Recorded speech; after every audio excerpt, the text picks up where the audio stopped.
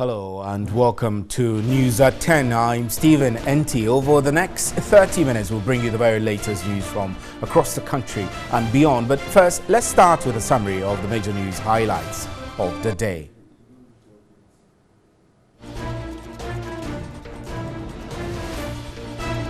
"18 people, including 2 drivers, died in an accident involving 3 vehicles on the Techimai-Tamale Highway at dawn. 70 passengers are injured and currently on admission at the Tamale Teaching Hospital. Police sources say the accident occurred on April 15 at about 1:42 a.m. on the Yape-Bupe stretch of the Tamale-Kumasi Highway.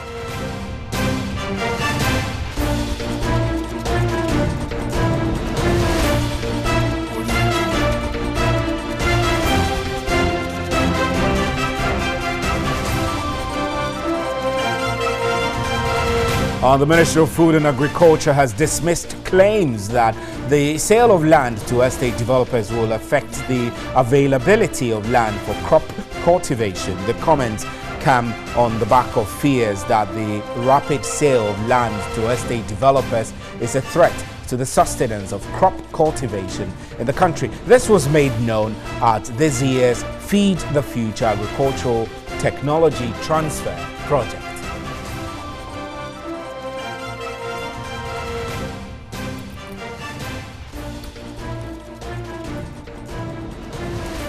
History was made at the 19th VGMA as the late dancehall diva Ebony Reigns posthumously won Artiste of the Year. Ebony thus becomes the first female musician to win the topmost honors in the 19-year history of the awards.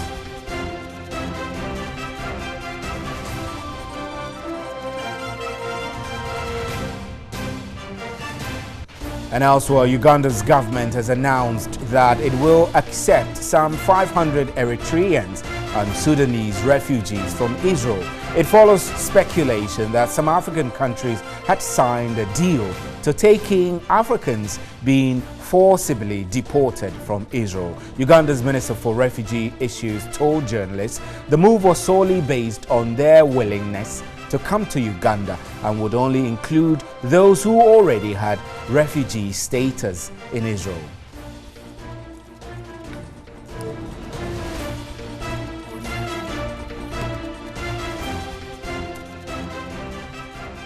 For our major news highlights, remember we're streaming live on our Facebook page and on 3news.com. Up next is the big one.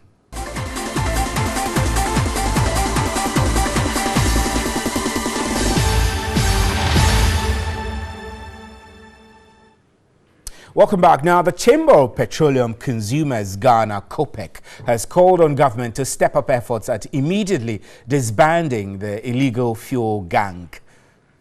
This follows the arrest and impounding of 2 unregistered oil vessels on Ghanaian territorial waters by the Ghana Navy, the National Petroleum Authority (NPA), and the Ghana Ports and Harbours Authority. The vessels, believed to be Nigerian vessels, had an 11-member crew on board with a total of 320 metric tons of fuel, allegedly engaging in illegal trade. Ghana is said to have lost over 850 million Ghana cedis in direct revenue last year alone. COPEC, in a statement, maintained the activities by these illegal operators does not only shortchange the state of needed tax revenue, but also poses a grave danger to the health of the public and the functionality and lifespan of vehicle engines in our country.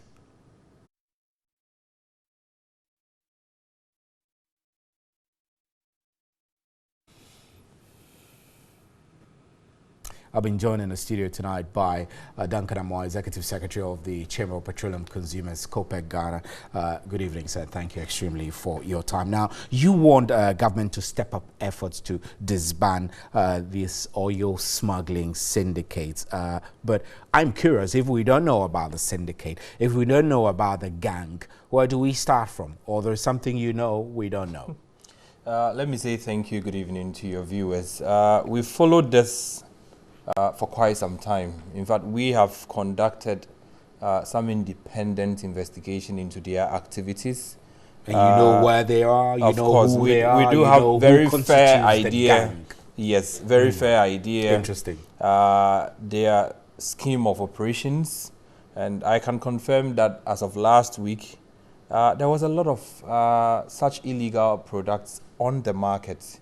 Now, what happens is that because these products are not accounted for properly, the state doesn't get any tax whatsoever on them. So the needed revenue for government projects would not come.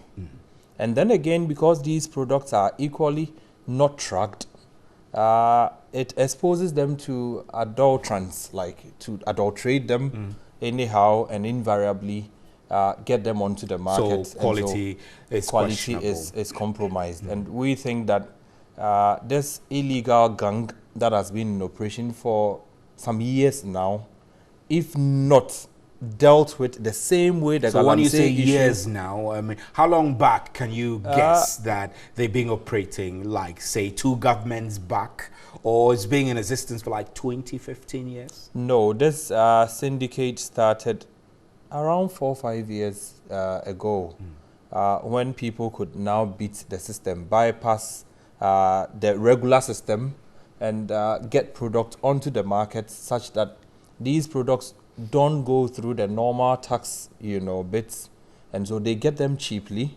Quality issues become compromised because the standards that you would apply to the regular products, you cannot apply to them. One disturbing phenomenon for some of us has to do with the sites where some of these activities are engaged in. And you say they are very common in Temakpung and Ashaman area? Well, that's not the only places we should be worried about. In fact, those are not the only places, but those places are quite rampant. Rampant, like they are the big hubs, or exactly, the cartel zones. Exactly, those are the big hubs.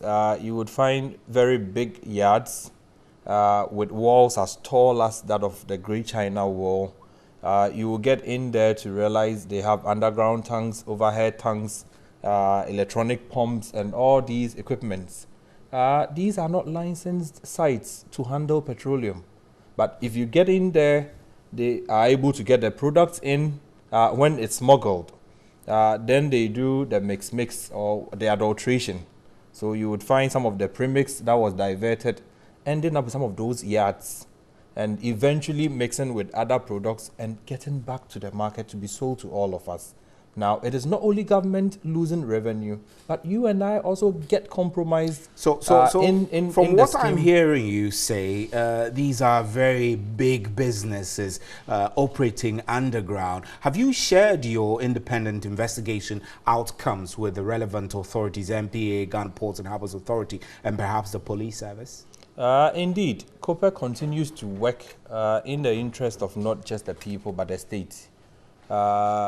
2 weeks ago, we had to have a meeting with authorities, and so we are quite enthused about the level of action that has gone on over the past 1 week. It means that whatever discussions we had with authorities, whatever bits we had, prompted them, some action is being taken.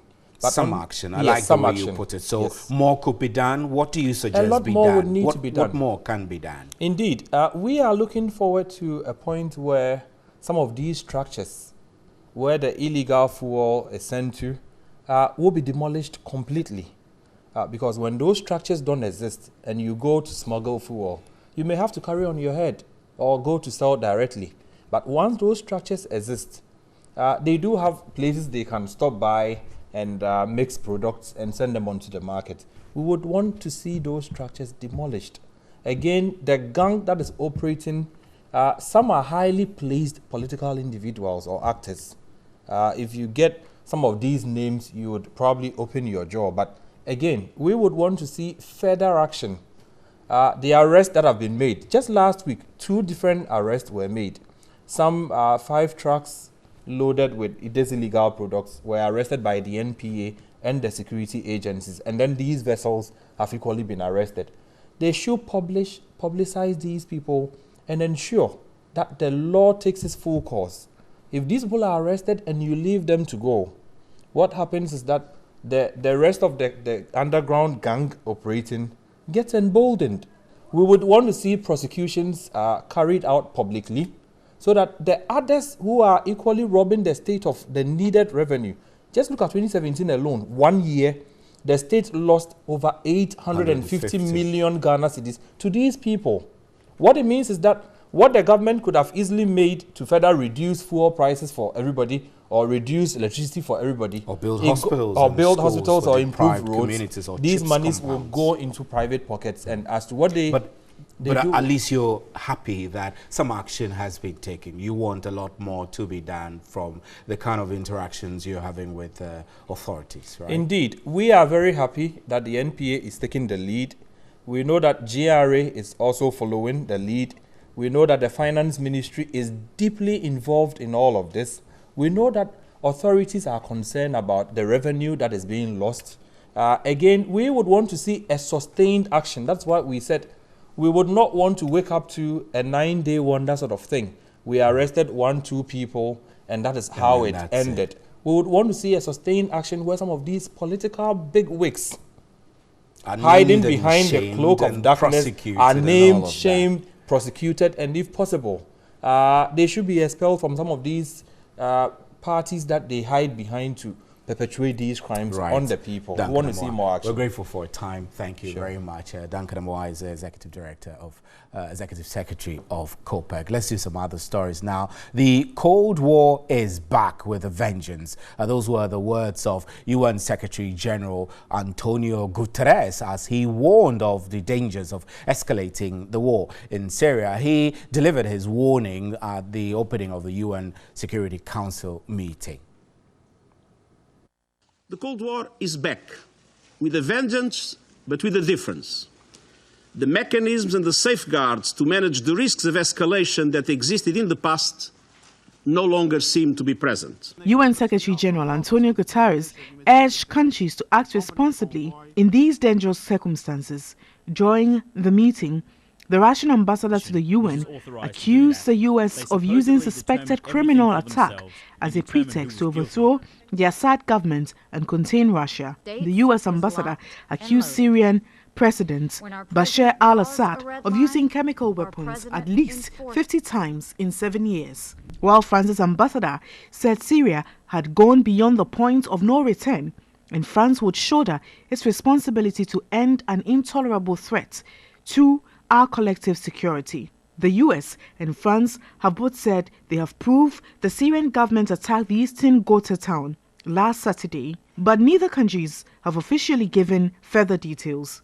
Meanwhile, the US and its allies launched missile strikes against Syria on Saturday following a suspected chemical attack, an action which Russia, whose forces are there supporting the government, has said would risk starting a war. Meanwhile, the Dean of Academic Affairs at the Ghana Armed Forces Command and Staff College, Professor Vladimir Ntwidanso, has justified comments made by the UN Secretary General Antonio Guterres. Speaking on News 360, Professor Ntwidanso insisted a third world war could be triggered. For this coming from the Secretary General of the United Nations, this should be a cause for concern. The Cold War is back with vengeance. Well, I think he was just stating the obvious.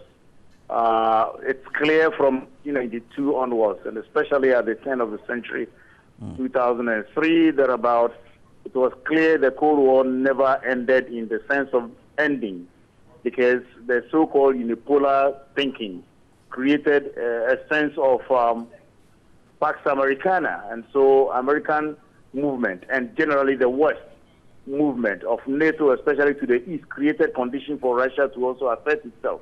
And that is when the Cold War resurged. And today, instead of the proxy wars that we had during the old Cold War, today we are having geopolitical wars. That the alliances are being formed and the arms races are on. So he was stating the obvious, that the Cold War is back in full swing. The only difference now is this, that if the old one showed us that we are all mad, that is mutually assured destruction from the Cuban crisis, this time it is unpredictable. Anything can just trigger a third world war. This is still news at 10. We're live from the news hub at Adisawe Kanda. We have more news for you.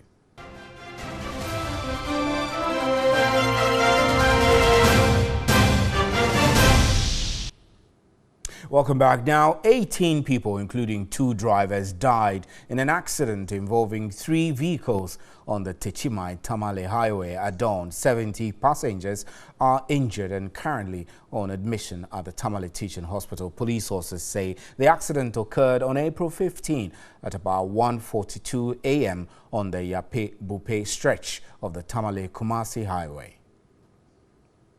The police say the motor accident involved a Neoplan bus with 70 passengers on board, a U-turn passenger bus traveling from Nalerugu to Ijura, and a cargo bus. On reaching a section of the road at Yape Yipala in a curve on the Tamale-Techiman Highway, the Neoplan bus attempted to overtake a cargo vehicle ahead of him and collided with the oncoming U-turn bus. The drivers of both vehicles, with registration numbers GW2659T and GM538312, died in the crash. TV3 gathers the injured have been sent to the Tamale Teaching Hospital for treatment. Very depressing situation. The residents of Anglo Beach say they've now identified a safer grounds for relocation but lack the money to resettle. The community, which is almost awash by tidal waves, want government to support the development of the new land and move them before they're completely wiped out.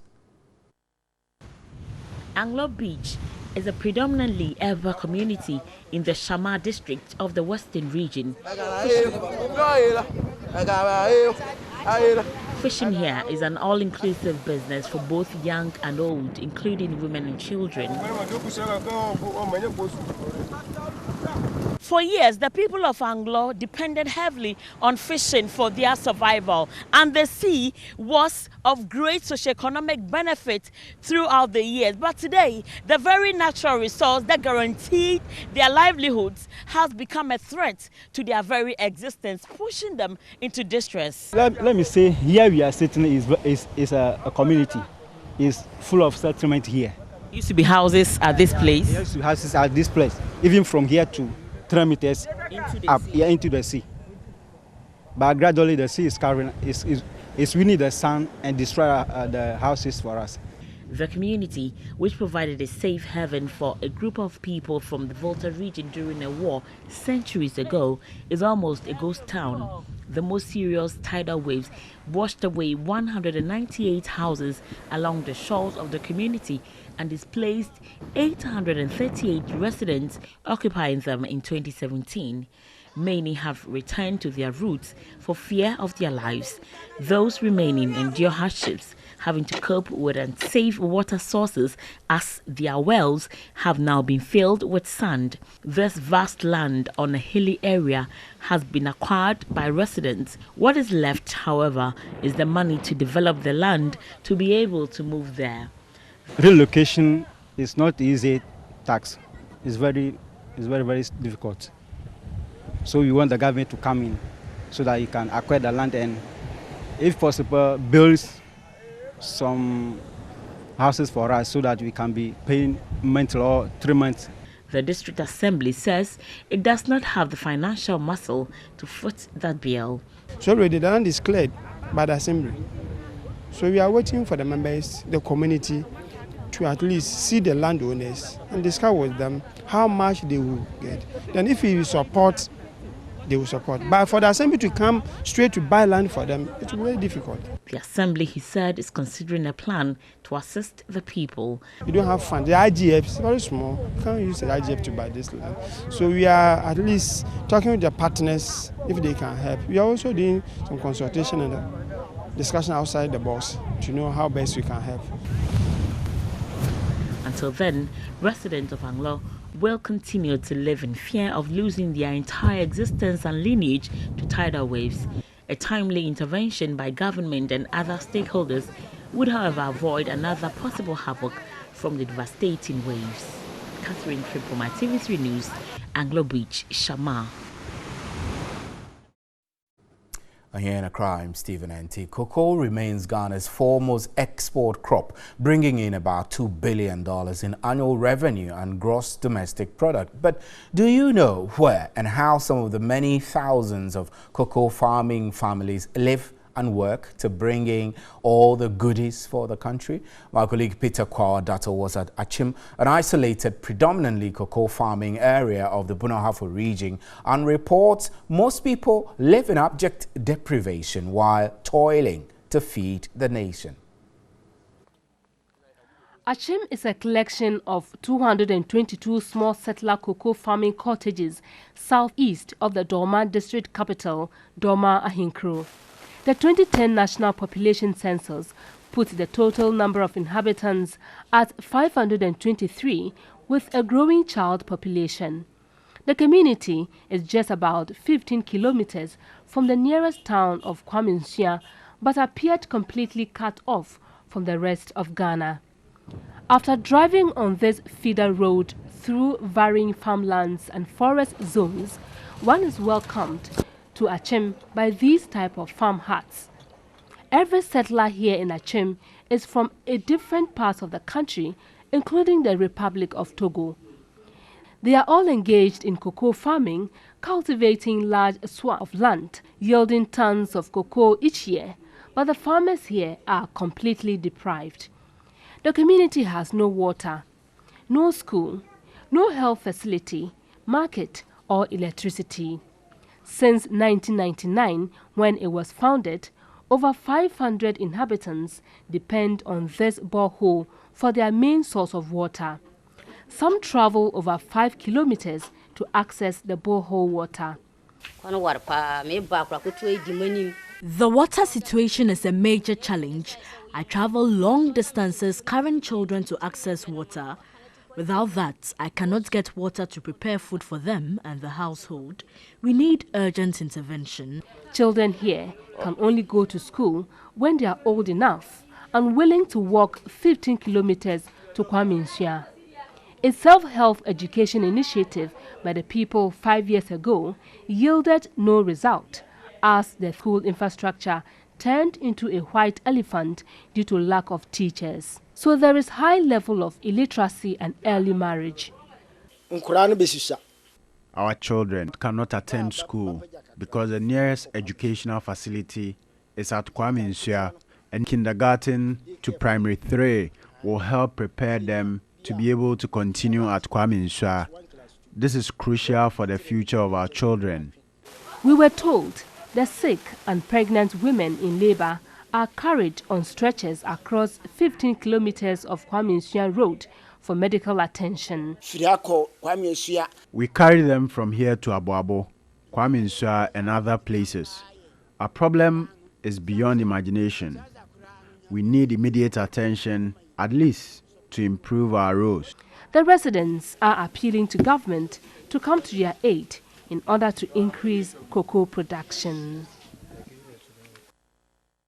And history was made at the 19th VGMA as the late dancehall diva Ebony Rains posthumously won Artist of the Year. Ebony thus becomes the first female musician to win the topmost honors in the 19-year history of the awards. Also, Arai walks us through Ebony's journey to the top. Who do you expect to win Artist of the Year? Sack Nation for life. Yes, straight. SM for life. SM for life. One is going for Sack, one is going for SM. Ebony. Ebony. Yes. Sack Nation. Sack Nation. Ebony. Ebony. Big boss. Ebony. Nice one. Stoneboy. Stoneboy. Ebony. Mine is Ebony. Who is your better one?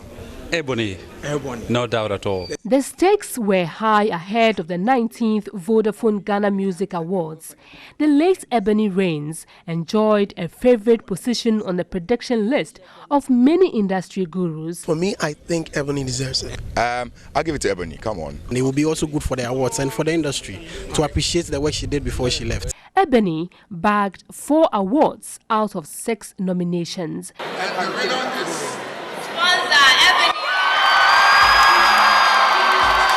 Sponsor won the Afro Pop Song of the Year. Ebony's mother, Beatrice Opong, couldn't hold back her tears as she held her late daughter first award. So basically, it's a very tough moment for Ebony's mom right now. Bullet, Ebony's manager and composer of Maamishe, won Songwriter of the Year. She'll be happy wherever she is. May her soul rest in peace. Ebony rest in peace forever. The album of the year also went to the dancehall divas Bonafide album. The winner is Bonafide Ebony. Right. May her soul rest in peace. And on that note, we wrap up with news at 10. I'm Stephen NT. Thank you extremely for making time. On behalf of the crew, good night. There is more news at 3news.com.